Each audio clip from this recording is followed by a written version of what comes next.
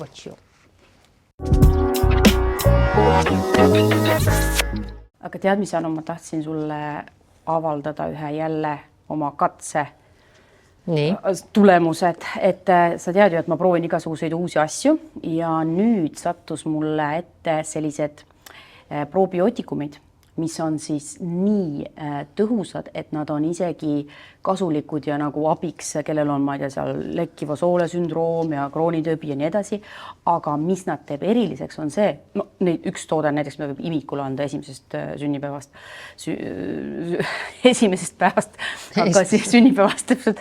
Aga ja mis teeb siis ta nagu ainulaadseks, et seal on 8 bakteritüvi, aga nad on just erinevad, et nad omavahel ei konkureeri ega sega ja ma olen aru saanud, et väga tähtis on vaadata, palju siis seda elusat kultuuri seal sees on probiootikumi ja neid bakterid. Mis asjast me räägime? Me ei saa mitte midagi. CDS 22.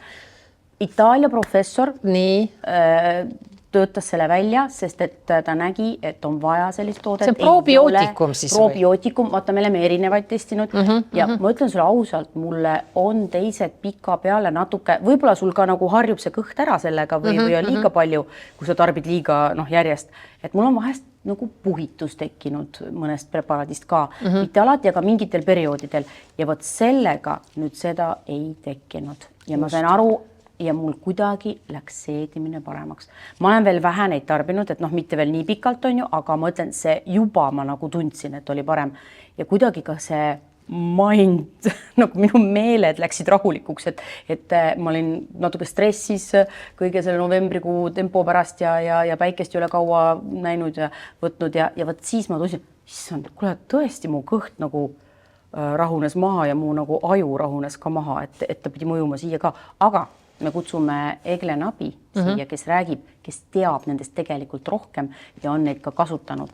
Nii et kui tähtis üldse see mikrofloora on, meie kõhu mikrofloora? Absolutely.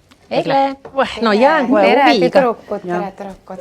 Nii, jään huviga kohe ootama. Ma vaatasin, et antibiootikumi ravi korral ka soovitatav. Kas see tähendab seda sel ajal, kui ma tarbin, inimesed on praegu palju haiged, on ju, tarbin antibiootikume, juba sel ajal ma peaks siis neid, ma isegi ei ole karpi lahti teinud. Kas need on kapslid või mis asjad need on seal? Siin on niimoodi, et kõigepealt jah, et alustuseks, et hästi tihti probiootikumide puhul räägitaksegi ainult sellest, et vaata, et kui sul on nüüd antibiootikumid, et siis võtke probiootikumi. Et muidu nende nagu laiemast mõjust räägitakse vähe. Nendel kahel konkreetsel siis on siis, üks on selline pulbrikujul.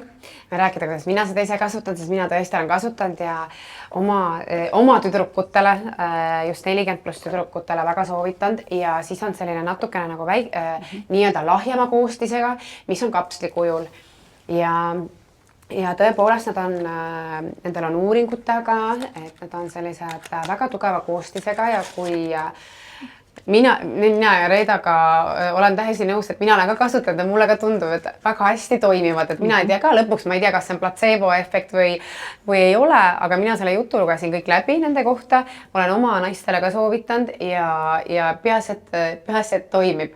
Aga tõepoolest jah, et on sellised kliinilised uuringud taga ja võib kõigepealt erinevate haiguste puhul ka kasutada. Aga kui sul ei ole mitte midagi häda? Ma just tahtsin ka öelda, et tegelikult soolestik, meie soolestik mõjutab ju kõike.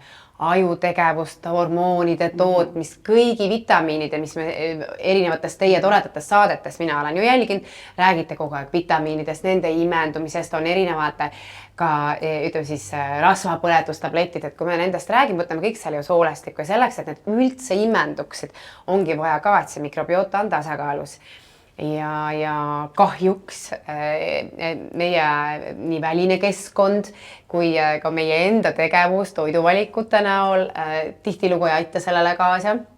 Ja siis ütleme, et 40+ naistel ka väga tihti üldse on probleemiks, on see soolestiku, mikrobiota soolestiku probleemid. Ka tsükli teises pooles väga paljud tunnevad, et puhitused ja kõhuvalud, et ühesõnaga see on aga see ei ole ainult naiste probleem, et just läbi selle soolestiku tegelikult, soolestik mõjutab kõike, et mina teen regulaarselt 2 korda aastas endal probiootikum sa teed lihtsalt sellise kuuri igaks juhuks? Ja et mina olen 2 korda aastas teinud ja et siin on nüüd 12-päevased sellised nii-öelda doosid olemas, aga need, kellel on siis nii-öelda tugevamad probleemid, loomulikult selliste probiootikumide puhul, nii nagu toidulisandite puhul, et väga hea on nõu pidada oma arstiga, kui on konkreetne mure, mille pärast seda võtta, või siis proviisoriga.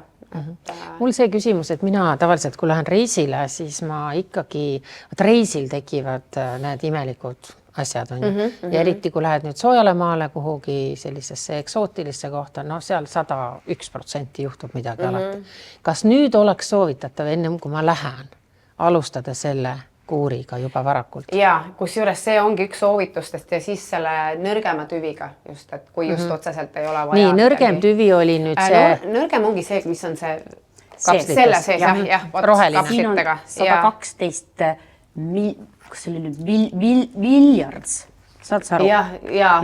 Elusad bakterit.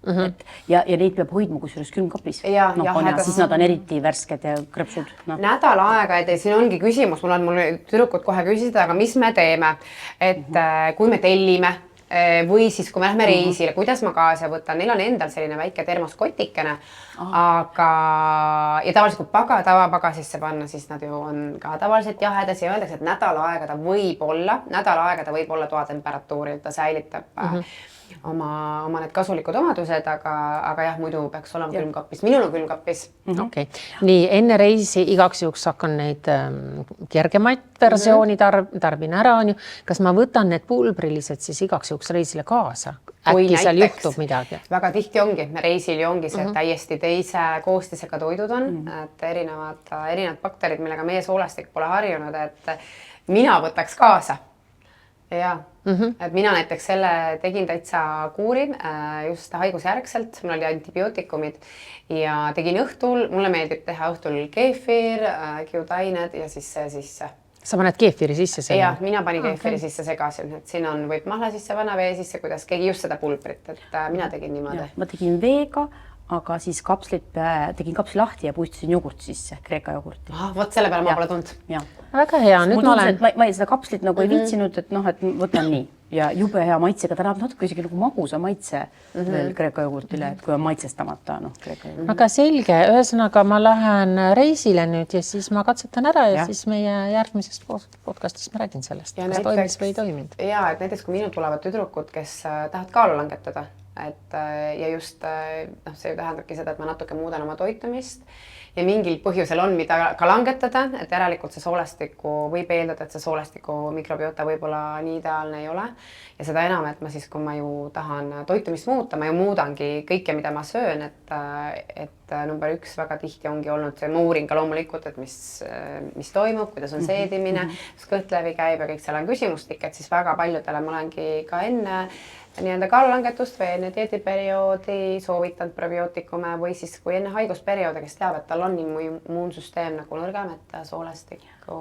Aga see aitab ka selles mõttes, et oletame nüüd ma tarbin need ära kergema, et olen seal reisil ja voilà, ei juhtugi mitte midagi. Siis ma võin ju eeldada, et see on tänu sellele, et ma juba ennetasin seda, eks ole. Ta ilmselgelt, jah. Ei, ma olen teinud seda varem, ma olin viimane kord selle aasta kevadel olin Tais ja siis ma olin vist meie seltskonnast ainukene inimene. Ma tarbisin probiootikume, ma tarbin tegelikult kogu aeg, on ju. Ma olin meie seltskonnast ainukene, kellel ei tulnud ei seda kõhulahtisust ega mingid seal, kes oksendas ja kellel 100 häda oli ja siis olid kõik niimoodi rivis, ütlesid, et mis mõttes, et nüüd on sinu kord nagu umbes jääda haigeks. Ja mul mitte midagi ei juhtunud. Ja ma sain aru, et ma olen juba selle kodutöö nii-öelda ära teinud. Et ma usun lastele ka mina annan enne reise. Lasen ära teha ja ise samamoodi, et isegi kui nemad jäävad haigeks, keegi peab neid ju tohterdama, et ma ei saa seda lubada, et ma jään. Selge. Aga katsetame ära ja kõik. Ja mina ootan veel ka abi selles suhtes, et mul on rauapuudus ja raud ei imendu sellepärast, et mul on need soolest, need hatud on madaldunud, mul ei imendu midagi sealt läbi, et mul on kõik lootused nüüd pandud selle miljardite peale. Ma loodan, et sa saad abi. Jah, täpselt. Aitäh sulle! Nii, Anu, nüüd meil on kõik reisiks valmis probiootikumid taskus, aga tead, mis minult on palju küsitud, et mis tooted ma ikkagi sinul kasutan, kui ma sulle meiki teen?